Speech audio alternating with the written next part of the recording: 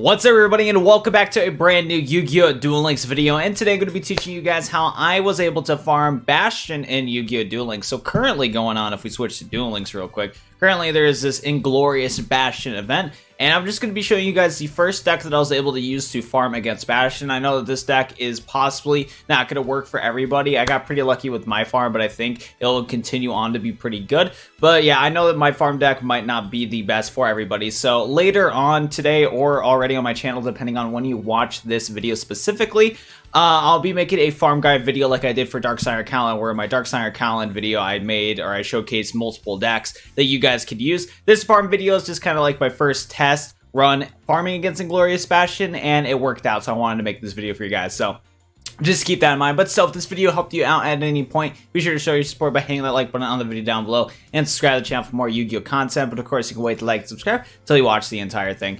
Anyways, though, so the farm deck that I'm going to be using is a skill-less farm deck. You don't need life point boost day in order for this farm deck to work. And this is a raw farm deck. The only thing is that's going to be difficult for people is if you don't have cards like Drowning Mirror Force. Honestly, from what I could tell with going against Bastion, I'll show you in my replay, cards like Drowning Mirror Force and Wall Disruption are very needed for this farm in order to work and all that jazz right there. So let's just do a deck breakdown, and then I'll tell you guys what you need to be aware of throughout the replay that I'm going to show you of me successfully farming Bastion and all that stuff. But first of all, we have the Winged Dragon around. To get this card, it is a lifetime mission reward. Just get it whenever you can. I remember I got this from the America event a while back, but I believe there's ways to get the Winged Dragon raw nowadays, and you don't need that. So most likely you guys have Winged Dragon Raw. If you don't, then look up a different tutorial on YouTube, because like when I got Winged Dragon Raw is different from how you guys are going to be able to get Winged Dragon Raw. Next up, we have 3 copies of Golden Ladybug. This card is a must. You can run it at 2, but I strongly recommend running at 3. It's from the Primal Embrace box. It is a rare card, so it's going to be not too hard to get, but there's an chance that's going to be somewhat difficult for you guys to get. But Golden Ladybug, pretty good. Next up, we have Hatronade. Now, I will tell you guys that you could try using anti-magic arrows. You're just going to be a little spicy and a little, and you need to use your toggle. If you know what the toggle is, I'll show you in the dual replay, and all that stuff. But if you need to use anti-magic arrows, go for it. But if you have Hatronade, I'd strongly recommend rocking Hatronade instead of anti-magic arrows. But anti-magic arrows will work. You just need to do something a little bit different compared to using Hatronade. But Hatronade's from the Rampage and Forest Mini box. Next up, we have Creature Seizure. You can get this through at Ranked Duels, so check your Ranked Duels SR tickets and see if you can get Creature Seizure. Next up, we have the Arrival of Rivals. It's also from the Rampage Forest Mini box. If you don't have Arrival Rivals, you can always use Double Summon. That card is not as practical, but it's still a thing that you can use. If you want to, you can use a Double Summon chaotic compliance box and all that stuff, and double summon plus anti-magic arrows in some situations will be easier, but I'm rocking the Arrivals plus the Hatronade combo. So there's that. Except we have Worm Bait from the Flame of Tyrant mini box. It's just a normal card, so hopefully that should be easy. And then when it comes to the trap cards, generally just play your best trap cards. These are the trap cards that I'm using and that I personally recommend. But if you don't have multiple copies of Drowning Mirror Force or Wall Disruption, you can sub out for different trap cards. But from what I'm rocking right now, I'm rocking 2 copies of Drowning Mirror Force from the Guide Genesis box, or the Selection Box Volume 2. Running 3 copies of Draining Shield from the Servants of Kings mini box, or Selection Box Volume 1. You can run this like, I think it's like Gaia. Yeah, if you don't have Draining Shield, you can run Aegis of Gaia. Just keep in mind that this card is going to be stuck on your field, and so you're probably going to want to have only one of these activated at a time, and then use your other cards afterwards. But this is a decent replacement for Draining Shield if you can't do that, so that's very epic right there. So yeah, Draining Shield or the Gaia card. Next up, we have 2 copies of Wall of Destruction, Servants of Kings mini box plus Selection Box. And next up, these are just draw cards I allow you to use. Good Goblin's Housekeeping is a pretty good draw card. You can shuffle back your your spell cards that you have in your hand back to the bottom of the deck, and you can use Good Goblin Housekeeping to thin out your deck and all that jazz. This is from the Dawn of Destiny mini box, or if you have the Spellbound Silencing Extraction deck, then you should have Good Goblin Housekeeping. Next up, we have 2 copies of Jar Greed. This is a card trader, Maximilian Pegasus reward. I'm just having Jar Greed in here just to thin out my deck real quickly, because let me tell you, Bastion draws cards like crazy in this deck. So that's why I'm running a lot of draw power, and that's why I'm running Drowning Mirror Force, because you can actually shuffle back Bastion's card back into his deck with Drowning Mirror Force. That's why I like Drowning Mirror Force plus Good Goblin's Housekeeping and Jar Greed. Like, if you don't have Drowning Mirror Force, you could still be able to win against Bastion in certain situations, but having Drowning Mirror Force is definitely going to increase your chances of being able to successfully farm Bastion. But just overall, just play whatever you want. You can play, Canadias to stop him. You could play Dimensional Prison. You can play Floodgate. Just run your cards that can either get rid of Bastion's cards or be able to just stall him out and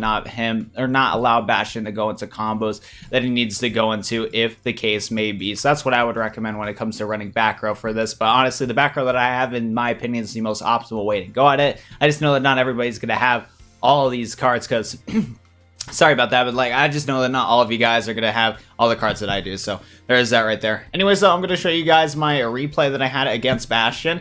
I got pretty unlucky in my Bastion farm, and you'll see in this replay. So I actually used some crystals. I used the yellow crystal to... the extra life crystal, and then I used the results booster crystal, which I realized I don't need the results booster crystal. I was able to get 9k score, and you only can get a maximum of 8k score for all the rewards, so that's not that big of a deal and all jazz. But no, Bastion, he went off against me. Bastion absolutely destroyed me. See, this hand right here that I have, such a low chance to get, but I got a pretty trash hand, as you can tell, so that's why the extra life thing came right away. But honestly, I can tell that with my deck, you don't need to have an extra life crystal all the time. I just use them because it's just good to use them during these events. Anyways, though, I bricked pretty bad. He summons into his Gazuki, mills his Mazeki, and all that stuff. We're gonna keep going in here. I top deck it to another Good Goblin's Housekeeping, which isn't good in some cases, but I don't have any back row to defend myself. And as you can see, Bastion's about to go off. Anyways, though, I activate my Good Goblin Housekeeping just right away because I hate the game keep telling me to activate the card or not. I wait to activate my other Good Goblin Housekeeping, because if you didn't know already, with Good Goblin Housekeeping, you get to draw cards equal to the number of Good Goblin Housekeeping cards in your graveyard +1,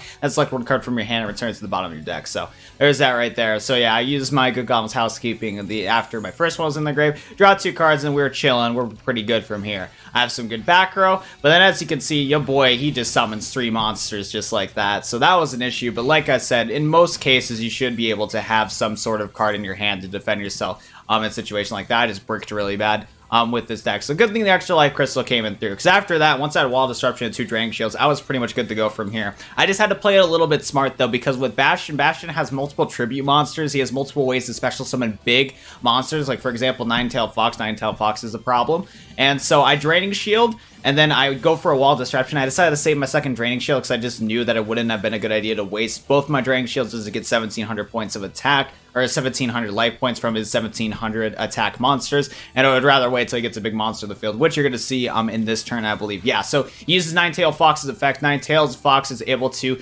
tribute monsters from the field, Nine-Tailed Fox, they were able to special summon it from the graveyard, so that's what he did. So I was kind of happy that I saved my Draining Shield, and then you can see that Bastion just kept popping off right here. Use the Draining Shield. Sadly, I'm taking another 1500 points of damage, but I'm able to float, do pretty good. Top deck it to another Wall of Disruption, which was really nice. Yeah, that's why I'm saying, run as much Drowning Mirror Force or Wall of Disruption as you can, because these cards are going to help you survive this farm, that's for sure. Because thanks to that Wall of Disruption top deck, I was able to not worry about anything. I got Drowning Mirror Force, which was also great, because as you can see, Bastion has 8 cards right now, and I have 10 cards, so it is actually really bad that the situation unfolded like that. So luckily, when he does summon a monster a couple turns, I was able to just Drowning Mirror Force him and go from there. I also top deck it's a Jar of Greed, which is also pretty good, so I could fit on my deck pretty easily. So anyways, I activate my Jar of Greed immediately. I hate when the game prompts up and saying you want to activate your card or not. Have the Atronade right there. We have Drowning Mirror Force in hand. We're chilling. We're doing all right. Everything pretty much went smoothly. I know in either next turn, turn 17 or turn 19, Bastion tributes off some of his monsters, and I use Drowning Mirror Force right here. But yeah, at this point, I'm just pretty much floating. Everything has been pretty much good from here. I'm getting a ton of life points with Golden Ladybug. I have 2 Drowning Mirror Forces ready to go against Bastion. Things are looking pretty good. So that is nice. I didn't put Draining Shield face down because I probably should have discarded one of my Golden Ladybugs, to be honest, but I did not put Draining Shield face down because you need to at least have 1 open slot in order to activate all of your cards for the final turn to get that 10k score against Bastion. So there's that right there. Next up, he's going to summon into his Red Ogre, tributes both of those monsters off, and then I believe he special summons one of these monsters. No, he did not special summon it yet. But anyways, I Drowning Mirror Force him. Thank goodness I did. So now Bastion's at 6 cards and I'm at 4. Which is pretty nice. Top deck, it's a Jar of Greed, which is pretty nice. So I'm going to set that card face down past turn. We're at 1,500 life points, or 15,000 life points, doing pretty good. Samurai Skull's going to trigger. Going to follow up with the Jar of Greed. Gonna go into Good Goblin's Housekeeping, but I can't activate it anymore because I can't draw that many cards. I only have 2 in my deck, so I can't draw 3 cards with Good Goblin's Housekeeping and all that jazz. But yeah, we do another spicy Drowning Mirror Force. Pretty much good from here, even if he does summon a big monster, which he is going to on this turn. I still have a ton of life points to recover from that, so it's a good thing that I did stockpile all those life points in the first place. But yeah, anyways, he activates Kasha, and this card is super annoying and why it's not going to help you out with some farms. I tried to use Yubel against Bastion, and that was not good because you need Yubel to stay on the field, and then Kasha just returns everything to the hand, so that's annoying. So with this deck, it is one of the better ones because you don't need to summon any monsters in order to, or at least you don't need to summon any monsters for the majority of the duel in order to win and successfully do this farm and all that stuff right here. Anyways, though, we're going to go on to the turn. This is the most important turn right here. Once you have 0 cards in your deck, what you're going to want to do is you're going to activate Hatronade to return all of his back row. If you have anti-magic arrows, I'll tell you how to do it just real quick. But for the Hatronade route, you're going to return all your cards with Hatronade. You're going to normal summon it into one of your golden ladybugs. This doesn't matter if you're running Hatronade or anti-magic arrows. You're going to normal summon your golden ladybug. You're going to activate Wormbait, and you're going to use Wormbait to special summon into 2 different Wormbait tokens. Next up, you're going to activate a creature seizure. Each player gives each opponent control one of their monsters controller's choice. This is meant to so that guaranteed when you're about to go into the attack with the Winged Dragon Ra, Bastion's going to have a 0 attack monster in attack position. So you're going to do the creature seizure, swap them around. So what you're going to do is that, so if you have the anti-magic arrows build before you go into your main phase, you're going to have this toggle on. I don't know if I can change the settings right now, but so if you have your toggle, you need to put the toggle button to on and enable that feature in the settings. And then before you go into the battle phase, you're going to want to turn it on. And I believe how it works is that if you have your toggle on, you can play anti-magic arrows, and then you can follow up with anti-arrival arrivals. So then when the chain resolves, you first do your arrival, sacrifice your 3 monsters, do a whole Bastion deal, and then you follow up with anti-magic arrows to get the prismatic anti-magic arrows bonus and stop Bastion from activating any of his back row. So just be sure to have your toggle on, toggle button on before he goes to the battle phase. Turn that setting to on, and then once you click battle phase, play your anti-magic arrows and follow up with the arrivals. I believe that's how it works. If it is, I'll put more detail into that in my official farm video, but that should basically logistics how it works. If you don't have anti-magic arrows and you're going to go for arrivals, use Winged Dragon Ra, give it 16,000 points attack or whatever you got, and you're good to go from there. Get that win, got that dub. I was able to get 9,000 score from this farm with the EXP booster, so it was still 8k